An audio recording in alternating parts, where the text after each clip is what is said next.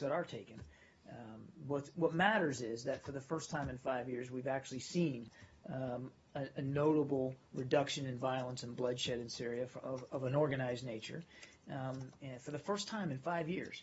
And number two, that we have a process in place, a mechanism in place to monitor compliance with it as best we can. And again, it depends on the good faith efforts and the energetic application of all the parties there in Syria and in Geneva and in other places to monitor this. The Russians are making that good faith effort in your assessment so far? I'm not going to call it one way or another here every single day, but we have seen a notable reduction in violence in Syria. And certainly there has been a reduction. There's no doubt about it. I mean, the math just bears out. There's been a reduction in Russian airstrikes in Syria. That's just a mathematical fact.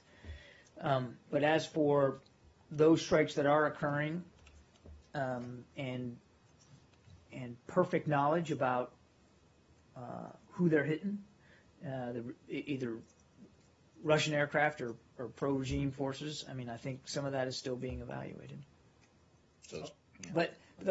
But again, I mean, I'm not going to sit here and characterize every single act and say, well, that's good faith or that's not good faith. But what I will tell you is we are seeing a notable reduction in the violence. And as the Secretary said last night, that while this reduction is certainly welcome, the right number is 0. Not against al-Nusra or Daesh. Of course, those two groups still will be targeted as appropriate. But the right number of attacks against the Syrian people, against the opposition, and in this case against the regime, should be 0. That's what we want to drive at. Do you have any idea of what that number actually is right now since the ceasefire began?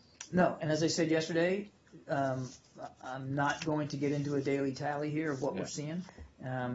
In general, we have seen a notable reduction in strikes.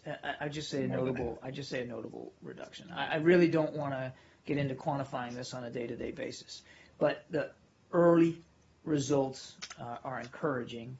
But we all recognize more work needs to be done to fully realize the goal of the cessation of hostilities. Well, you